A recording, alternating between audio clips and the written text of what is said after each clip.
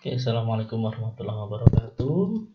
Baik, hari ini saya akan mengulas tentang aplikasi yang pernah saya buat untuk sekolah, utamanya untuk pembayaran atau pembukuan bayaran siswa di sekolah. Namanya e-payment. Aplikasi ini saya buat karena berbagai dari studi kasus, diantaranya dari sekolah saya tempat saya mengajar, yang mana waktu itu bendahara sempat memberikan saya beberapa keluhan ya, jadi terkait dengan bayaran, terkait dengan pendataan, penataan berkas dan lain-lain. Untuk meminimalisir beberapa komplain mungkin dari wali murid karena adanya kekeliruan pencatatan dan yang lainnya, maka aplikasi ini saya buat dengan tujuan untuk memudahkan dalam pengelolaan tersebut. Oke, langsung saja kita cek.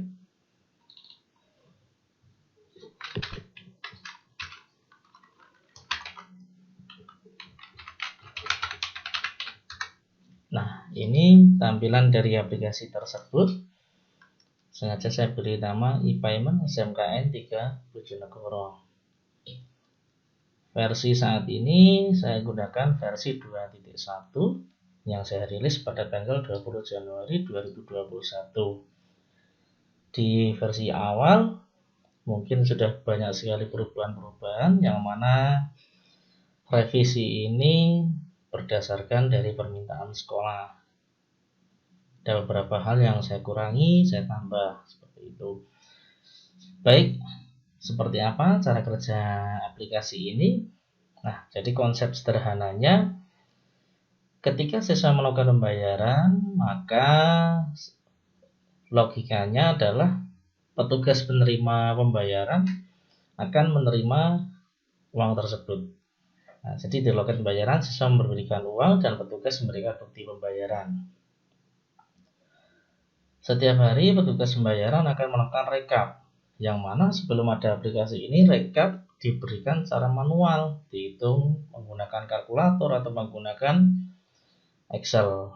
Nah, kelemahan dari proses manual tersebut, ya namanya manusia, mungkin ada keteledoran atau mungkin ada capeknya petugas tersebut, sehingga ada beberapa mungkin bayaran yang terlewat, sehingga atau mungkin salah memasukkan ke siswa yang lain. Petugas menggunakan buku besar, jadi ditulis manual. Setelah itu bendahara merekap secara manual juga. Nah, tentu sangat merepotkan sekali, bukan? Pada saat menjelang tagihan, mungkin pada saat bendahara akan mencetak surat tagihan kepada orang tua terkait dengan tunggakan atau tagihan-tagihan yang belum terlunasi, maka bendahara harus merekap secara manual, bukan satu persatu ya. Jadi satu siswa dia harus merekap tagihannya selama dia di sekolah tersebut. Mungkin entah tunggakan SPP waktu itu atau entah tunggakan yang lainnya. Nah, bayangkan kalau di SMK 3 ini siswanya ada 1.200 lebih. Bagaimana capeknya? Nah, pasti banyak beberapa hal kesalahan yang terjadi, manusiawi. Nah, untuk itu aplikasi ini saya hadirkan sehingga untuk memudahkan kerja bendahara, kerja petugas keuangan atau loket bayaran di SMK Negeri 3 Bojonegoro. Nah, kita coba login. Ini saya gunakan user admin saya. Jadi di aplikasi ini ada apa saja. Nah, baik, ini adalah tampilan dari dashboard user admin. Nah, sebelumnya perlu saya perjelas lagi bahwa di sistem ini saya menggunakan ada 4 privilege usernya. Nah, ini. Jadi ada 4 tipe user. Yang pertama ada user admin. Ini all access atau semua akses yang bisa dilakukan, termasuk untuk membuat user 3 user yang lain ini, atau mungkin menghapus aksesnya. Yang kedua ada user kepala sekolah, dia fungsinya hanya sekedar untuk monitoring atau pengawasan, melihat, memantau laporan-laporan secara real time di aplikasi ini. Yang ketiga ada user bendahara. User ini berfungsi sebagai pemantauan, jadi dia bisa menginput tagihan, termasuk bisa mengkoreksi apabila ada sebuah kesalahan, laporan, tunggakan, dan lain-lain. Yang keempat adalah loket pembayaran usernya. Dia sangat terbatas sekali sesuai dengan kewenangannya, yaitu hanya untuk input pembayaran, cetak laporan, cetak tunggakan, dan backup database. Nah, ini juga bisa backup. Dia ada beberapa banyak menu yang di lock, diantaranya ketika loket ini melakukan kesalahan input data, maka dia tidak bisa membatalkan apa yang sudah diinput, melainkan dia harus request ke bendahara. Nah, bendahara ini nanti yang bisa melakukan koreksi. Jadi dia bisa membatalkan transaksi, sehingga nanti petugas dari loket pembayaran ini bisa melakukan input ulang. Ini bertujuan untuk keamanan. Jadi ketika di loket ada salah, maka bendahara juga harus tahu, sehingga nanti meminimalisir tingkat kesalahan yang ada. Nah, baik, kita langsung saja ke demonya. Di menu admin ada beberapa. Yang pertama data master. Nah, ini menu komplitnya. Data master ini umum, ada data kelas, data siswa, import data siswa, mutasi siswa. Data kelas ini terdiri dari nama kelasnya, ada berapa kelas, misal seperti ini. Nah, 29 kelas. Data siswa sama, kita juga bisa melihat misal salah satu ini, nah dia langsung keluar. Ini saya gunakan contoh yang tahun pelajaran 2020-2021 ya. Ini real data asli. Nah, berikutnya ada import data siswa. Ini berguna untuk melakukan import dari Excel. Jadi kita tidak mungkin menginput satu persatu, melainkan langsung import by file Excel. File mutasi. Nah, ini mutasi siswa ini digunakan ketika awal tahun pelajaran. Dari siswa kelas 10 dia mau naik ke kelas 11 misalkan. Maka kita harus melakukan mutasi datanya di sini. Dia mau naik ke kelas berapa, 11 mana, sesuai dengan tingkat sekarang. Ini gunanya adalah agar data tunggakan atau data keuangan yang ada itu bisa berlanjut sampai dia lulus, sehingga tidak terpotong. Meskipun tahun pelajarannya berganti, tapi data tunggakan atau data record pembayaran yang dilakukan sebelumnya tetap ada di sistem ini dan bisa dipantau. Begitu. Nah, berikut ada menu setting. Ini untuk identitas sekolah, setting logo, setting tahun pelajaran. Nah, kita tinggal menambahkannya di sini. Misalkan ini kita tambah data. Nah, tanggal aktifnya tanggal berapa, akhirnya tanggal berapa, statusnya dia aktif atau tidak aktif. Ini menu setting tadi umum ya. Sekarang di menu data pembayaran. Nah, di menu data pembayaran ini ada jenis pembayaran, ada billing per kelas, billing per tingkat, dan billing khusus untuk semuanya. Jadi ini sistem ini menggunakan sistem billing. Jadi kayak pembayaran tagihan telepon atau tagihan PLN seperti itu. Nah, jenis pembayaran kita bisa menggunakannya di sini. Misalkan ada SPP, kita bisa tambahkan di sini. Jenisnya bisa bulanan, insidental atau angsuran. Kalau sifatnya bulanan, itu berarti dia dibayarkan setiap bulan. Kalau mungkin dulu ada SPP, sekarang sudah tidak ada di Jawa Timur. Dulu ada SPP, kita pakai bulanan. Nah, insidental atau angsuran, ini bisa mungkin istilahnya kayak seragam atau mungkin dengan pembayaran yang sifatnya insidental lah, seperti itu. Nanti rincian bayarannya dimasukkan di sini dan simpan. Seperti itu. Nah, ini ada billing per kelas. Ada billing per tingkat, billing khusus. Ini untuk memudahkan dalam petugas bendahara untuk melakukan billing. Misalkan kita mau billing angsuran DPP di sini. Nah, kita pilih kelasnya. Misalkan kita pilih kelas ini 10 TPM 1. Kita proses. Nah, sebelum tagihan itu bisa dibayarkan, maka kita harus membilling tagihannya dulu seperti ini. Ini contoh sudah terbilling. Nah, sudah muncul. Atau ini saya coba aja lagi biar kelihatan. Nah, ini ada mungkin ya saya masukkan DP mulai 10, ada 100%, 70% ini kaitannya dengan keringanan. Jadi di SMK 3 Bojonegoro itu menerapkan atau mengakomodir keringanan-keringanan.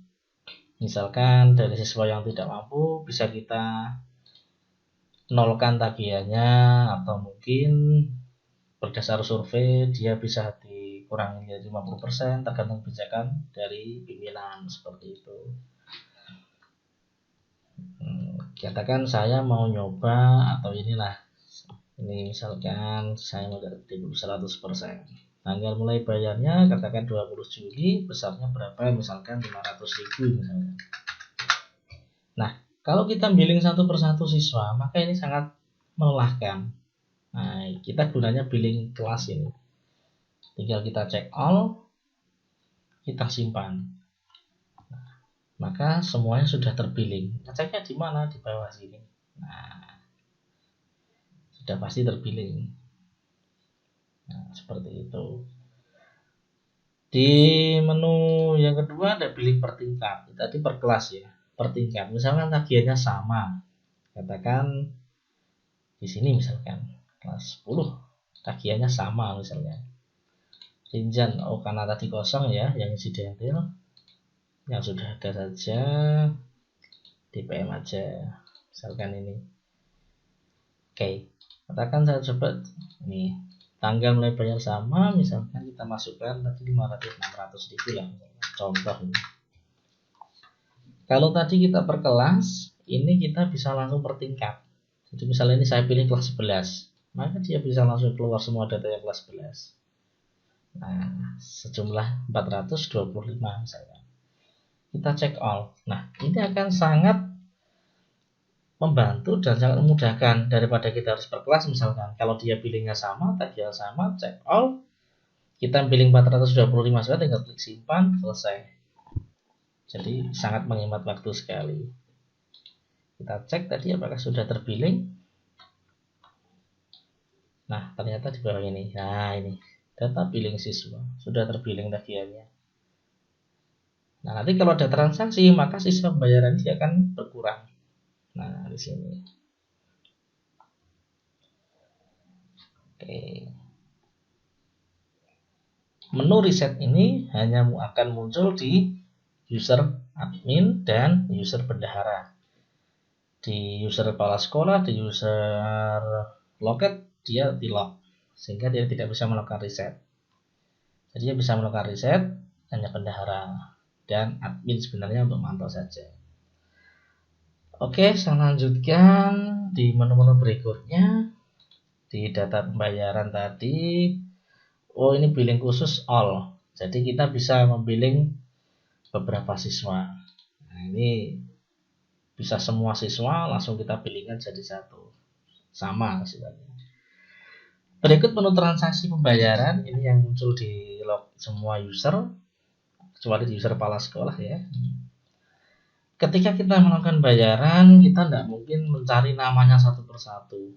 Wah, alangkah capeknya. Nah, maka di sini sudah ada kelas, ada nomor induk siswanya atau nomor induk peserta didik, nama. Katakan kita mencari nomor induk 6108. Maka dia akan langsung muncul. Kita cukup klik saja, kita klik cari. Nah, seperti ini. Kalau dia kosong, berarti tagihannya sudah terbayarkan. Ini historinya. Jadi ini contoh yang sudah terbayarkan. maka berarti siswa ini sudah membayarkan. Contohnya ini. Nah, di sini ada menu membatalkan. Ini apabila terjadi kesalahan. Yang bisa melakukan batalan bayaran ini hanya user bendahara dan admin. Di user yang lain, kepala sekolah dan user loket, dia tidak bisa membatalkan. Jadi kalau loket ada kesalahan input data, maka dia harus laporan ke bendahara terlebih dahulu, nanti bendahara yang akan cancel. Seperti itu. Ini semata-mata untuk keamanan saja. Ada menu cetak kwitansi dan cetak bukti. Saya berikan contoh yang belum terbayarkan saja. Misalkan tadi kita habis news ini aja. 078. Misalkan ini. Nah, ini masih ada tagihan. Contoh di sini ada nama ini, tagihannya ini. Kita klik bayar misalkan di sini. Ketika kita klik bayar, tanggal bayarannya muncul hari ini, jumlah yang dibayar berapa? Karena ini sifatnya angsuran, misalkan dia ngangsur 250.000.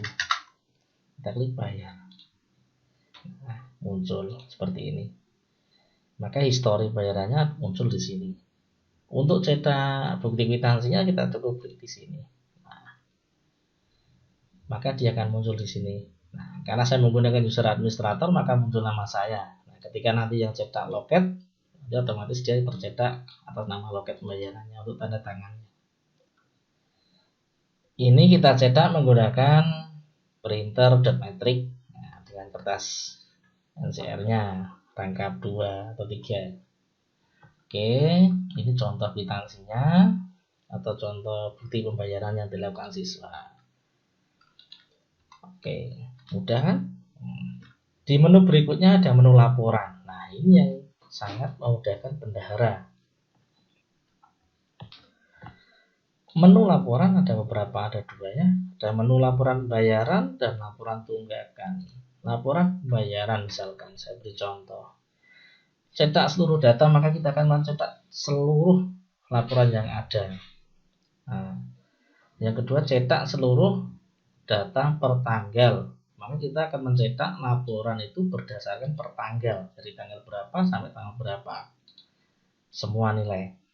Cetak per tanggal dan jenis pembayaran. Maka kita mencetak berdasar tanggal, rentang tanggal. Misalkan tanggal 20 sampai 20 berarti hari ini. Nah, jenis bayarannya apa yang mau kita cetak? Kita mau ngambil yang 100% atau tadi misalnya ada SPP atau yang lainnya. Maka yang keluar di sini adalah laporan yang berkaitan dengan ini. Ini contohnya. Kan tadi saya mengeksekusi 1 pada tanggal 20 sampai tanggal 20 ada 1 bayaran tadi atas nama siswa ini bayar sekian 250.000. Jumlah dibayarnya sekian per tanggal 20 Juli. Di sini ada laporan bendaharanya seperti ini. Jadi mengetahui 2 selaku loket dan bendahara komite. Nah, di sini contoh dari cetak laporan sehingga setiap hari petugas loket pembayaran dia akan laporan ke bendaharanya. Seperti itu. Kalau ada 100 transaksi hari ini, maka di sini juga akan muncul 100 laporan atau 100 transaksi yang muncul di sini.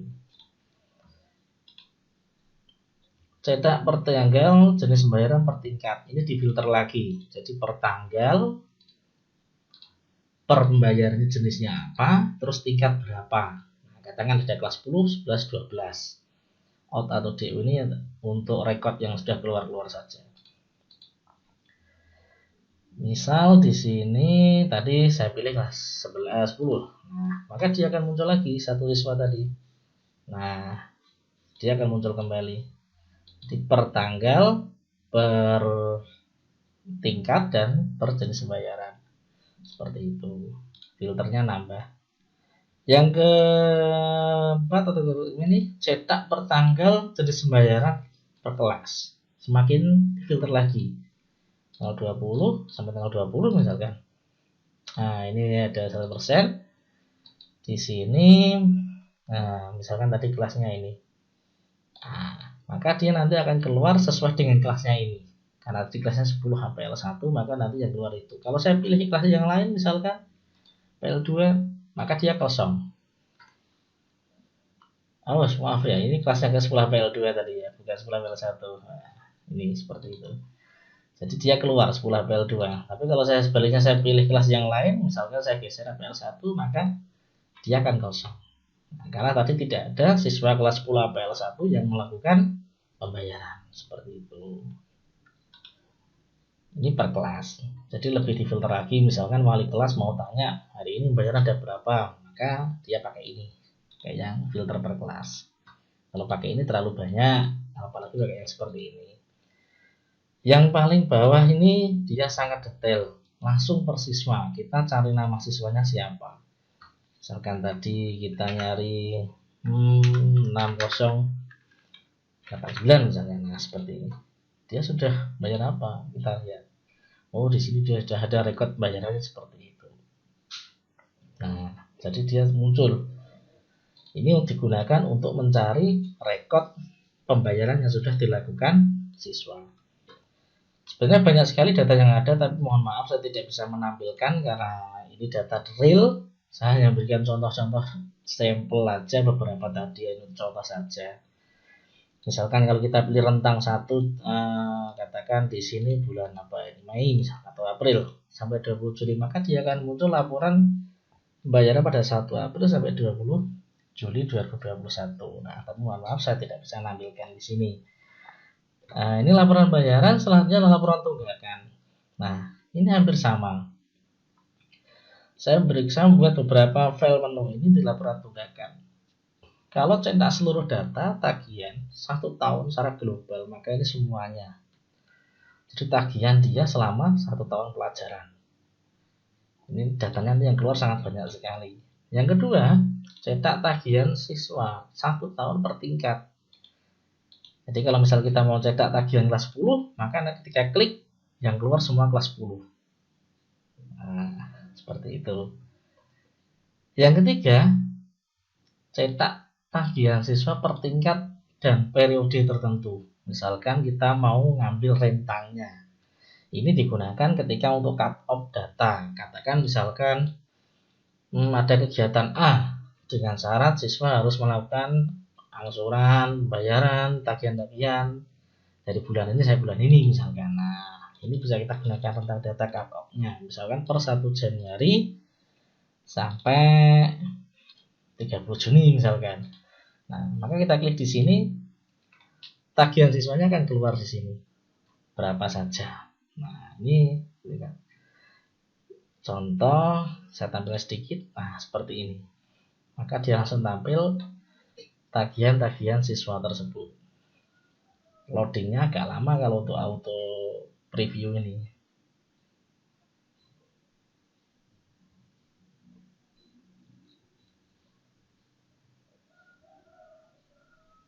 Nah, agak lama ini loadingnya karena dia auto preview, tidak usah saya preview ya. Cukup saya lihat seperti ini. Nah, dia akan muncul semuanya sampai ke paling bawah nanti. Saya kembalikan. Nah, agak lama karena auto preview. Nah, ini kan tadi kembali. Laporan tunggakan. Nah, ini bawahnya ini langsung per kelas. Misalkan awal periodenya 1 ini tadi ya sampai 20 Juli sekarang misalkan. Kelasnya saya ambil salah satu misalkan kelas MM. Saya tampilkan, maka dia akan tampil khusus ini. Nah, seperti ini. Nah, ini juga lama previewnya. Nah, oke. Dia akan tampil tagihannya. Oke, seperti ini. Saya hanya tampilkan sekilas saja. Terus untuk tagihan per siswa, dia spesifik per siswa. Kita langsung by name, langsung by nomor induk ya. Misalkan tadi 6012 misalkan. Nah, maka langsung per by nama siswa. Dia punya tagihan atau enggak, nanti akan tampil di sini. Seperti itu. Kalau kosong seperti ini berarti dia tidak punya tagihan. Seperti itu. Oke, jelas ya. Jadi seperti itu. Nah ini akan memudahkan pada saat bendahara mencetak tagihan. Jadi tidak usah ngitung satu persatu lagi, tidak usah ngecek buku besar, tidak usah ngitung tagihan tunggakan dia dari tahun-tahun sebelumnya. Semua langsung auto di sistem ini. Tinggal klik, cetak, klik, cetak, buat surat, lampirkan, selesai. Di menu berikutnya ada pengaturan sistem. ada dua menu ya, backup and restore dan data akun. Di menu ini maka proses backup dilakukan, sedangkan ini untuk restore database-nya. Jadi hati-hati untuk penggunaan menu ini. Untuk restore ini hanya saya munculkan di menu admin karena dia yang bertanggung jawab di sistem ini. Sedangkan di menu yang user lainnya tidak saya munculkan. Untuk backup saya munculkan di semua user karena ini sifatnya adalah penting sekali. Usahakan backup itu dilakukan sesering mungkin karena nanti ya kita jaga-jaga saja, misalkan ada trouble di hardware, di server dan lainnya, sehingga datanya selamat. Kalau untuk aplikasinya tidak ada masalah, yang penting database-nya dia selamat. Proses backend-nya mudah, tinggal satu kali klik seperti ini, yakin oke, maka dia sudah terbackup database-nya seperti ini. Nah, oke, ini bisa di-download. Ini sudah otomatis tersimpan di servernya, nah, sehingga tidak hilang. Menu data akun. Nah, di menu data akun ini misalkan kita bisa tambah data di sini. Username-nya apa, password-nya apa, nama lengkap apa, dia levelnya sebagai apa, admin, bendahara, petugas keuangan, atau loket, atau kepala sekolah. Tinggal diklik saja, disimpan. Di sini ada contoh-contoh, nanti saya klik. Oke, ini untuk contoh user administrator. Saya akan berikan contoh untuk, nah ini keluar dulu. Misalkan saya akan berikan contoh untuk usernya bendahara ya.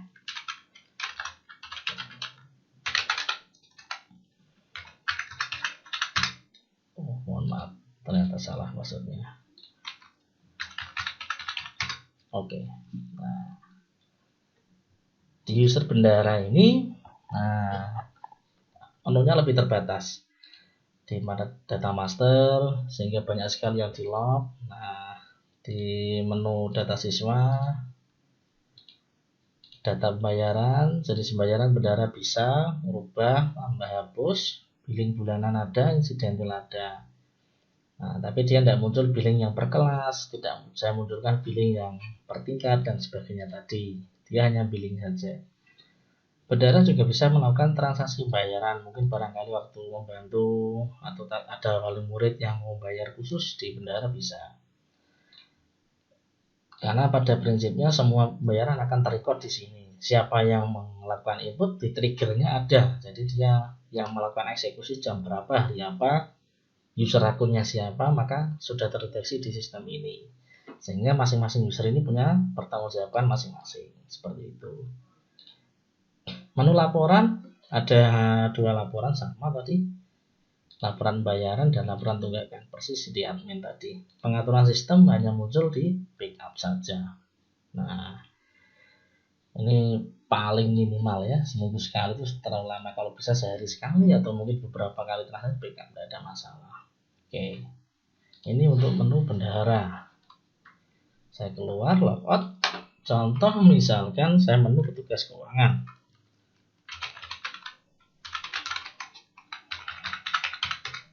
Oh, salah.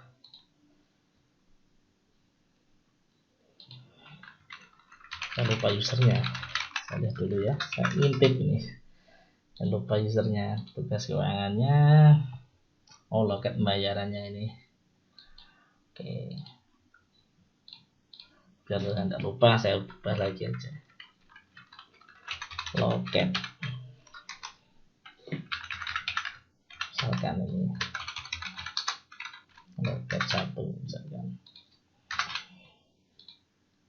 Oke, saya simpan. Saya coba logout, login di sini ya. Loket 1.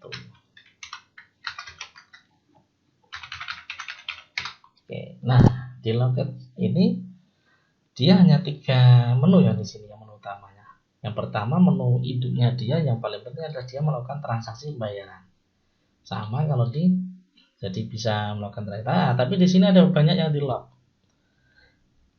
Yang muncul hanya menu bayar, cetak. Nah, sedangkan menu menghapus atau reset billingnya tidak bisa. Maka ditutup. Masuk ketika ada kesalahan misalkan, oh ternyata ini salah bayar, mau dibatalkan. Nah, dia tidak bisa membatalkan. Maka dia harus menghubungi bendahara untuk membatalkan atau reset data ini. Nah, sehingga ini Intinya untuk mengamankan data sehingga di loket itu memang benar-benar data itu real yang diinputkan, tidak ada data yang fiktif atau data yang lainnya, sehingga ketika ada kesalahan bendahara harus tahu. Oke, di menu laporannya sama, ini persis karena menu laporannya tidak ada beda. Pengaturan sistem yang muncul hanya backup. Nah, sama. Udah, dia hanya menu transaksi pembayaran, laporan, pengaturan sistem dan backup. Ini untuk user petugas keuangan atau loket. Nah, sedangkan di menu kepala sekolah, kebesar dia baca ya, salah, saya lupa usernya ini. Nah, ini digasek misalkan. Di menu kepala sekolah dia hampir sama dengan bendahara, cuma dia sifatnya adalah hanya monitoring saja, sifatnya seperti itu. Nah, kurang lebihnya sama seperti ini. Untuk transaksi bayaran dia saya lock, tidak bisa melakukan transaksi nanti di dalamnya ini. Nah, dia tidak bisa melakukan transaksi bayaran. Jadi ini saya kunci. Jadi misalkan kan tidak mungkin dong kepala sekolah mau melayani bayaran, ya lucu ya. Nah, maka dia tidak bisa melayani bayaran. Saya kunci di sini. Nah, untuk laporan-laporan sama, dia bisa lihat. Nah, untuk laporan tunggakan saya lock, karena untuk tunggakan ini nanti biar bendahara yang laporan kepada kepala sekolah. Nah, untuk kepala sekolah biar tidak bingung datanya, seperti itu istilahnya. Nah, tapi kalau memang kepala sekolah mau minta akses, maka bisa dibukakan aksesnya untuk ini. Nah, seperti itu. Database sama, proses backup, tapi restorannya juga saya lock, tidak bisa. Ini untuk kepala sekolah. Nah, oke, seperti itu. Oke, jadi ini adalah sekilas panjang ya tadi, bukan sekilas berarti ya. Nah, untuk aplikasi yang saya buat intinya adalah untuk memudahkan kerja di petugas keuangan, bendahara, dan kepala sekolah dalam memonitoring pembukuan seluruh pembayaran siswa yang dilaksanakan di SMK Negeri 3 Bojonegoro. Tentunya ini untuk transparansi dan untuk yang lain-lain juga. Jadi agar tidak, intinya mengurangi protes, mungkin barangkali ada kesalahan dengan pencatatan manual, sehingga kita otomatisasi dengan sistem ini. Sistem ini berjalan dengan web base, jadi berbasis web, tapi tidak saya online kan, dia melainkan hanya di internal sekolah saja. Ya, terus yang kedua mungkin bisa dikembangkan lagi dengan penambahan fitur yang ada. Nah, misalkan nanti mungkin kita bisa tambahkan untuk notifikasi ke WA orang tua dan seterusnya. Nah, tentunya itu nanti akan kita kembangkan ke depannya seperti itu. Baik, itu yang dapat saya paparkan di sini. Sebelumnya mohon maaf bila ada kekurangan. Saya Hendra Deni Afrilia. Saya ucapkan terima kasih. Saya Heri. Assalamualaikum warahmatullahi wabarakatuh.